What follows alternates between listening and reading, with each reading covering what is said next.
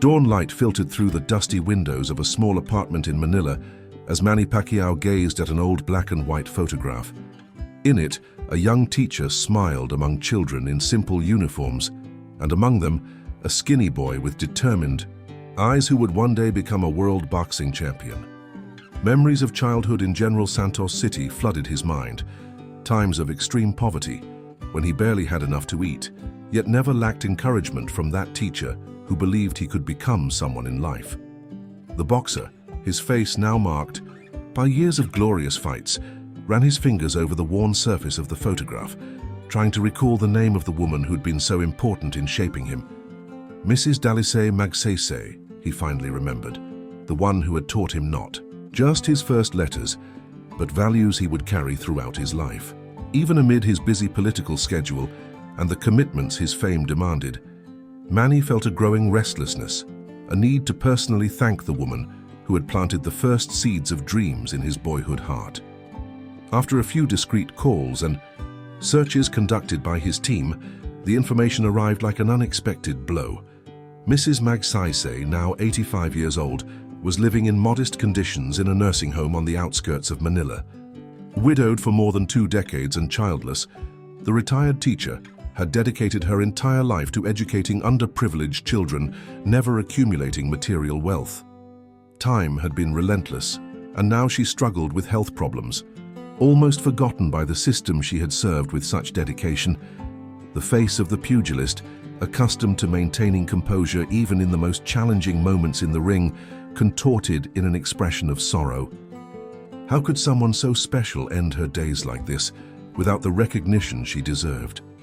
Manny knew well the value of people who believe in the potential of poor children. He himself had been one of those boys whose life was transformed by education and encouragement. At that moment he made a decision. He would visit his former teacher, not as the famous boxer or influential politician, but as the grateful student who had never forgotten his roots. The Filipino cancelled appointments, rearranged his schedule, and instructed his team that no media should be informed. This would be a personal visit, without cameras or spotlights, just a sincere meeting between a former student and the mentor who had helped shape his character. As he drove to the nursing home in a discreet car, Manny felt his heart racing, not from the adrenaline of fights, but from the emotion of reconnecting with a fundamental part of his history that had been left behind amid glory and international success. Bahay Kalinga, as the nursing home was called, sat on a narrow, tree-lined street, far from the bustle of downtown Manila. The simple, aged structure revealed a lack of resources, with peeling walls that had known better days. Manny parked his car a few blocks away and walked to the location, wearing a simple cap and dark glasses to avoid drawing attention. His steps were slow, laden with a mixture of anxiety and anticipation that not even the greatest fights of his career had provoked. At the reception, a middle-aged woman in a white uniform looked at him with initial suspicion until she recognized him and broke into a surprised smile. The boxer requested discretion with a gentle gesture, explaining in a low voice that he had come to visit his former primary school teacher. The staff member, visibly moved by the humility of the visit, led him through narrow corridors where elderly residents in wheelchairs or walking slowly with walkers curiously observed the illustrious visitor, trying to go unnoticed. The smell of medications and cleaning products filled the environment, mixing with the distant sound of an old television and sporadic conversations. Manny observed every detail, feeling a tightness in his chest, thinking that people who had dedicated their lives to building the country's future now lived their final days in such modest conditions.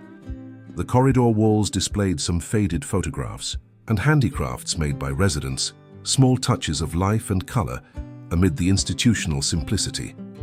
Finally, they reached a small common area where some elderly people were gathered, some playing cards, others just sitting watching the garden through the window. That's when Manny saw her, seated in a wheelchair with a book in her lap and thick-lensed glasses.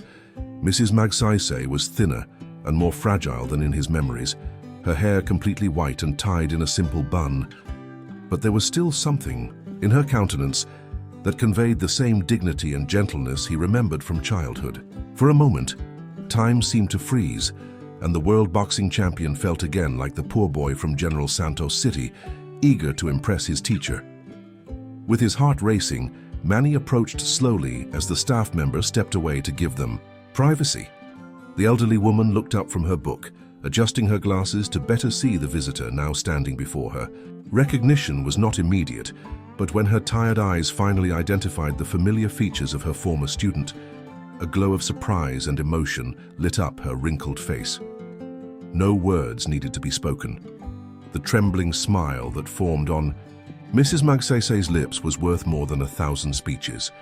The wrinkled hands of the retired teacher trembled slightly as they tried to reach for her former students.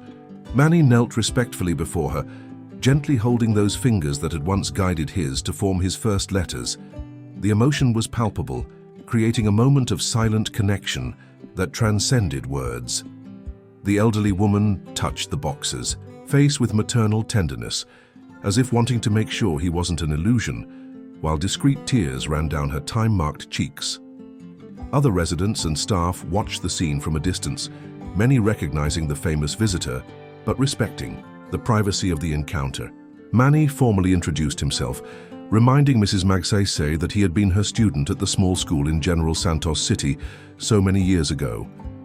The elderly woman nodded, her tired eyes lighting up with recognition and joy to see how that restless boy had transformed into an internationally respected man. During the following hours, time seemed suspended as the champion sat beside his former mentor, showing photos of his family and sharing stories of his journey. Mrs. Magsaysay listened attentively, occasionally pointing to details in the photographs or nodding with satisfaction. It was evident that despite her advanced age, her mind remained lucid, and her eyes still revealed the same intelligence and kindness that had inspired generations of Filipino students. Gradually, Manny began noticing the details of his teacher's current life.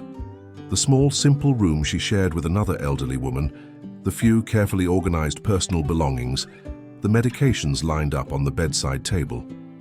He discovered that her pension barely covered her medical needs, and she often relied on donations to access specialized treatments. The harsh reality cruelly contrasted with the generosity with which she had dedicated herself to educating poor children for decades. As the afternoon progressed, other elderly residents approached timidly, encouraged by the kindness with which the famous boxer treated everyone around him. Manny greeted each of them with respect, listening to their stories, viewing their family photographs, learning about lives dedicated to work, education, and the development of the Philippines. He realized that each of these elderly people carried a valuable story, experiences and wisdom that contemporary society frequently neglected, and he felt a silent indignation growing within him about how those who had contributed so much to the country were treated. At the end of that emotional afternoon, as the first shadows began to stretch across the nursing home garden, Manny realized he couldn't simply leave and return to his celebrity life. The precarious situation at Bahay Kalinga, and, in particular, the unmet medical needs of his former teacher, had deeply touched his heart. On the way back home, the boxer remained silent, absorbed in thought, planning how he could make a difference in the lives of those elderly residents without drawing unwanted media attention or turning the gesture into a public spectacle.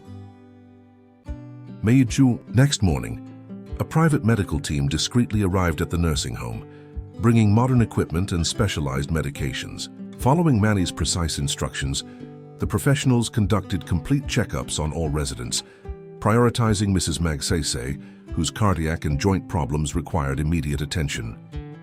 The doctors developed an emergency treatment, planned to stabilize the most critical conditions before initiating any other intervention at the facility.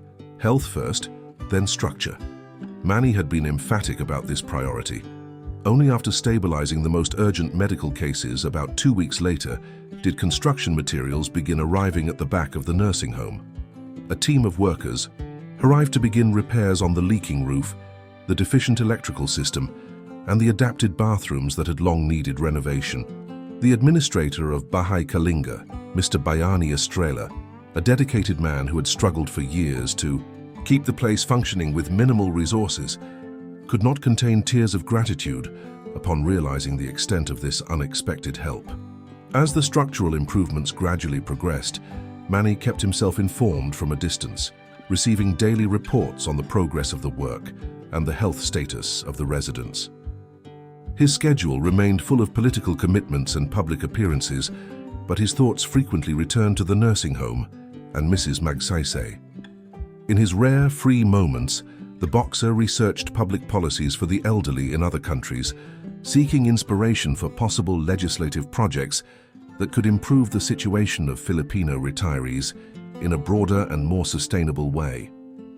After a month, when the main repairs were completed and the medical condition of the residents stabilized, Manny returned to the nursing home, this time bringing nutrition specialists who would implement a new menu adapted to the needs of the elderly. The pugilist immediately noticed the positive changes in the environment: freshly painted walls, adequate lighting, more welcoming common areas, and most importantly, the happier and healthier appearance of the residents, who now had access to basic care that should be the right of all. Mrs. Magsaysay, seated in a new ergonomic wheelchair that had replaced the old uncomfortable model, observed with emotional eyes the transformations around her.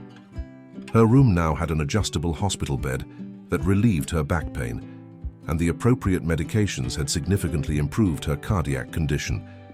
However, more than the material improvements, it was the renewed sense of dignity that shone in her gaze.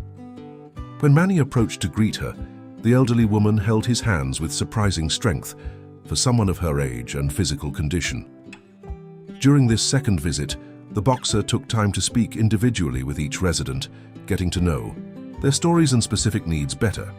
He discovered that Mr. Rizal Aquino, a former carpenter of 92 years, had lost contact with his family, who lived in a distant province, that Mrs. Luningning Torres, an ex-nurse of 84 years, dreamed of seeing the sea again before departing, that Professor Ernesto Bonifacio, 78 years old, a former literature master, had unpublished manuscripts stored in a box under his bed, stories that no one would ever read. Each conversation revealed an entire life of experiences, achievements, losses and postponed dreams. Inspired by these stories, Manny began organizing small personalized surprises for each elderly resident. For Mr. Aquino, he located the family and financed their trip to Manila for an emotional reunion after decades of separation. For Mrs. Torres, he arranged a safe and comfortable excursion to a nearby beach where the former nurse could once again feel the sand between her toes and hear the sound of the waves she so loved. For Professor Bonifacio, he hired an editor who transformed his manuscripts into a printed book, fulfilling the dream of a lifetime. News about the improvements at Bahay Kalinga eventually reached the local media, but following Manny's strict instructions, his team denied any involvement of the boxer, attributing the donations to anonymous benefactors. Even when journalists appeared at the nursing home seeking to confirm the rumors, the administrator and staff maintained the promised discretion, protecting the privacy of the true person responsible for the transformations. The pugilist firmly believed that true charity needed no spotlights or public recognition. On his third visit, a month after their first meeting, Manny brought a special gift for Mrs. Magsaysay, an album carefully assembled with old photographs of the school where she had taught, images recovered from municipal archives and donations from former students who had been discreetly contacted. The album pages told the story of that dedicated educator through the decades, showing generations of children whose lives had been touched by her teachings. As she turned each page with trembling hands, the elderly woman relived precious memories of a lifetime dedicated to education, while silent tears of joy marked her wrinkled face. As the weeks passed, the relationship between Manny and the residents of Bahay Kalinga deepened, transcending the initial dynamic of benefactor and beneficiaries. The boxer began to see those elderly people as a kind of extended family, mentors offering wisdom accumulated over decades. His visits became more frequent, always discreet and without prior announcements. Sometimes he would arrive in the late afternoon just to play chess with Mr. Domingo Laurel, a Navy veteran who challenged him with surprising strategies, or to listen to Mrs. Isabel Lacson stories about old Manila before the skyscrapers and chaotic traffic. Mrs. Magsaysay now with her health stabilized thanks to proper medical care, transformed into a kind of advisor for Manny. During long conversations in the newly revitalized garden of the nursing home, the former teacher shared insights about education, politics, and social values that often surprise the boxer with their clarity and depth. She spoke candidly about the structural problems affecting the Philippines, offered opinions on bills being discussed in Congress, and suggested approaches to improve the country's educational system. Manny listened attentively, making mental notes that would later influence his political positions. On a particularly pleasant Sunday, the pugilist organized a small celebration for Mrs. Magsaysay's 86th birthday. Without fanfare or publicity, he gathered in the nursing home garden only the other residents and some of the teacher's former students that his team had managed to locate. Among them was Dr. Eduardo Reyes, now a respected cardiac surgeon who had grown up in the same poor neighborhood as Manny, and Judge Maria Concepcion, who decades earlier had been a shy girl encouraged by the teacher to believe in her intellectual potential. The emotional reunion between the educator and those who had been her students demonstrated the lasting impact a good teacher can have on the lives of her students. During the modest celebration, accompanied by traditional Filipino music played by local musicians and typical dishes prepared by a discreetly hired chef, Manny observed with satisfaction the joy that illuminated not only the face of the birthday honoree, but all the elderly residents present. Bahay Kalinga, once a place of forgetting and abandonment, now pulsed with new life. The structural renovations were complete. Modern medical equipment ensured adequate care, and an expanded staff team provided personalized attention for each resident. More importantly, there was a renewed sense of community and purpose among those who had been marginalized by society due to advanced age. Night had already fallen when the small party ended, and Manny was helping Mrs. Magsaysay return to her room.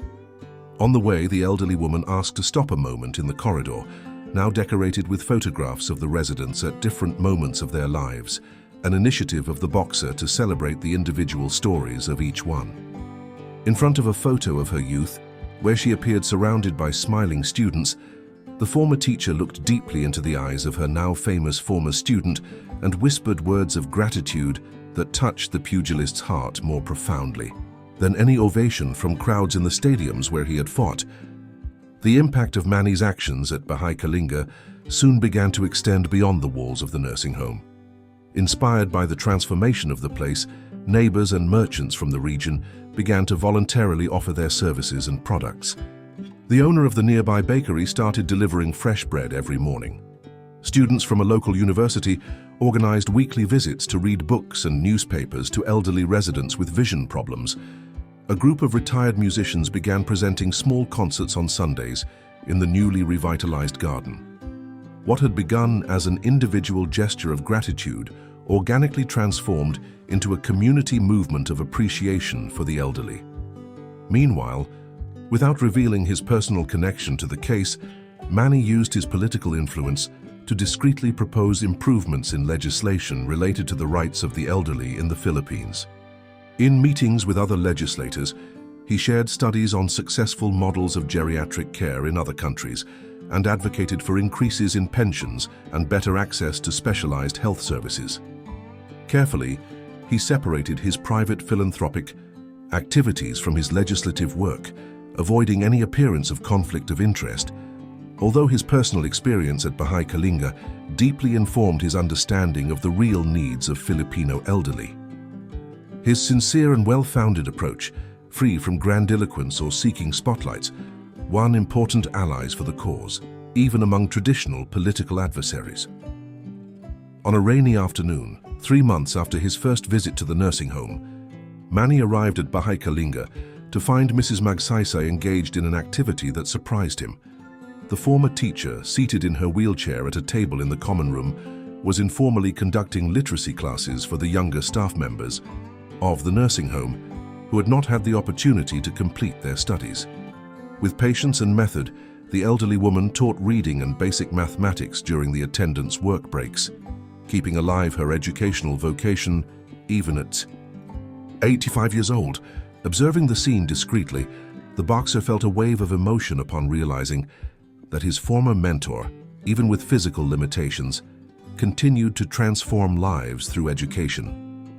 Inspired by that scene, Manny developed the idea of formalizing an educational program within the nursing home, not just for the staff, but also as a way to keep the elderly intellectually active.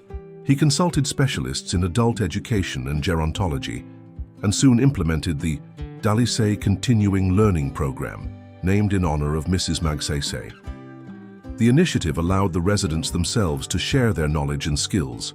Professor Bonifacio began teaching literature classes, Mr. Laurel taught chess strategies, Mrs. Torres shared basic notions of nursing and first aid.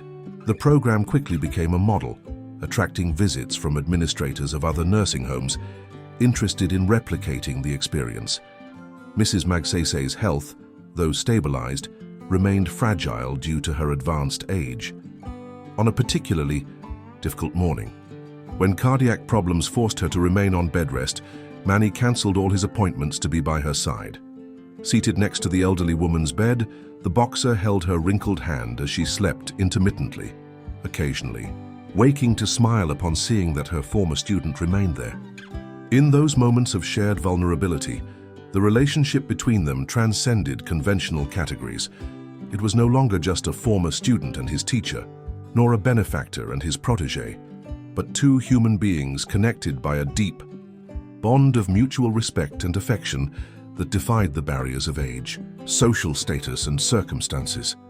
On the morning of the first anniversary of his initial visit to Baha'i Kalinga, Manny arrived at the nursing home carrying a small, artisanally carved wooden box. He found Mrs. Magsaysay in the garden, where she was supervising a group of children from a local school who had come to present songs and poems to the elderly residents. The Intergenerational Integration Program, one of the most recent initiatives implemented at the nursing home, created bridges between the residents and the community, combating social isolation and offering children the opportunity to learn from the experience of their elders. After the presentation, when the children were saying goodbye with affectionate hugs to the emotional elderly residents, Manny approached his former teacher and gave her the present he had brought. With trembling hands, Mrs. Magsaysay opened the delicate wooden box to find, carefully preserved, the gold medal that Manny had won in one of his most important fights. Alongside the medal, a handwritten card expressed in simple but profound words, the boxer's eternal gratitude to the woman who had been one of the first people to believe in his potential when he was just a poor boy from General Santos City. Emotion overwhelmed the elderly woman, who could not contain her tears as she held the medal against her chest.